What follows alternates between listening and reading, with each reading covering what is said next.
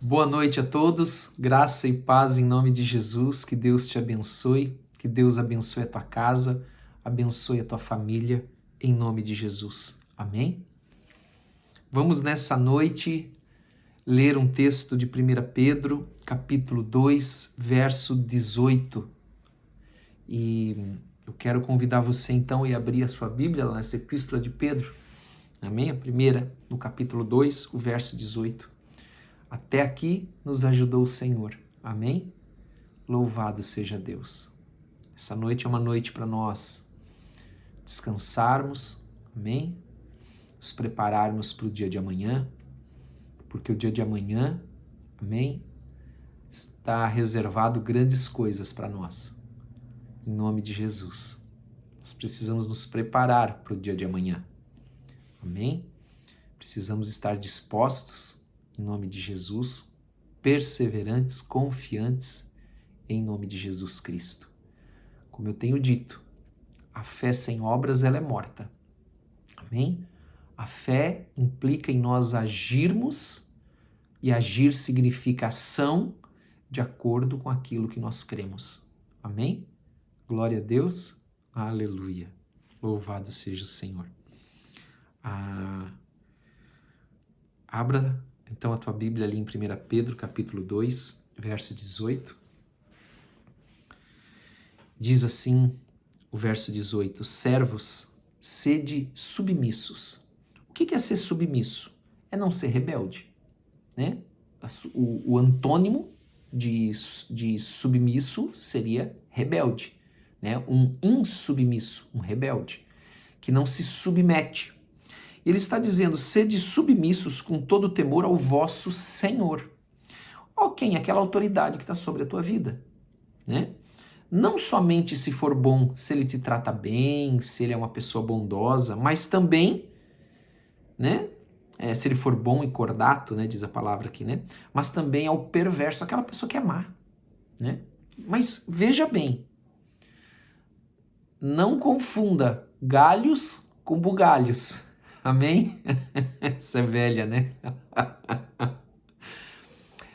Você ser submisso ao Senhor perverso não quer dizer que você vai ser submisso a ponto de desobedecer a palavra de Deus. Nós falamos sobre isso ontem. Entende? Você vai ser submisso no sentido de ver a maldade da pessoa, de ver as atitudes da pessoa, de ver, né, aquilo que ela faz, mas você não vai concordar e você não vai, por exemplo, se ele mandar você fazer algo que é contrário à palavra de Deus, então quem que você vai obedecer? Quem que você deve temer? Os homens ou a Deus? Nós devemos temer a Deus. Então, se aquilo que está sendo dito para eu fazer, que querem que eu faça, vai contra a palavra de Deus, então eu escolho obedecer a Deus. Temo a Deus e não aos homens. Amém? Até é interessante porque eu acho muito interessante algumas coisas quando eu assisto na televisão. Um tempo atrás eu assisti um filme sobre aqueles vikings, né? E eu vi uma coisa que a gente não vê na sociedade ocidental. Aquilo que Paulo dizia, viver é Cristo e morrer é lucro. Eu vi aqueles homens, né? Era um filme, claro, era um filme, mas mostra a cultura que eles tinham. Eles não tinham medo de morrer. Eles não iam amarelar porque, meu Deus, não iam amarelar porque iam perder o conforto. Aliás, é um detalhe muito importante, você sabe que nós, cristãos ocidentais, né, o ocidente, mas principalmente o cristão, a maioria foi vencido pelo conforto. O conforto de estar na sua casa, o conforto de estar na sua televisão, sabe? Nós vamos ficando fracos se nós não vigiarmos. Por isso nós precisamos estar atento. E é disso que esse texto também está falando. Precisamos vigiar. Para que nós amanhã depois não sejamos aquele tipo de homem e mulher que temos medo dos homens, ou tememos mais os homens do que a Deus. Porque a partir desse momento nós não vamos ter temor de desobedecer a palavra de Deus se nós tivermos que contrariá-la porque alguém disse que eu tenho que fazer isso, mas é contrário à palavra.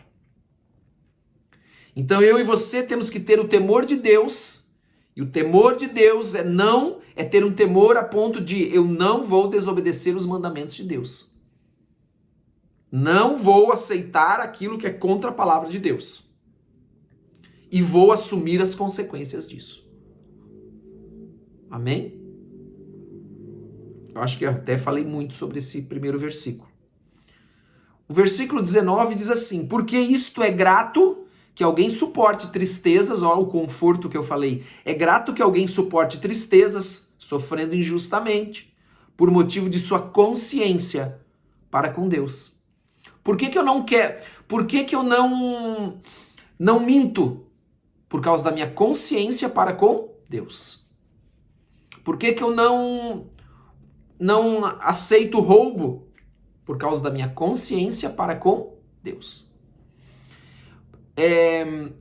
Pois que glória há se pecando e sendo esbofeteado por isso, o suportais com paciência. É tipo assim, você está fazendo errado e está sofrendo as consequências do teu erro.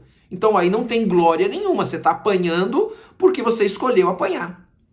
Porque você escolheu o caminho errado, então você está sofrendo as consequências dele. Não há glória nenhuma nisso aí. É a consequência das tuas escolhas. Porém, tá? Se entretanto, ainda no versículo 20, a segunda parte dele, se entretanto, quando praticais o bem, sois igualmente afligidos e o suportais com paciência, isso é grato a Deus. Ou seja, você não teria motivo para estar sofrendo porque você está fazendo o correto. Mas porque o teu Senhor é perverso, você está sofrendo as consequências de agir da forma correta. Isto é grato para Deus. Por isso que ele falou no versículo 19, porque isto é grato que alguém suporte tristezas sofrendo injustamente. Então, quando você faz o bem e sofre por causa disso, isso é injusto.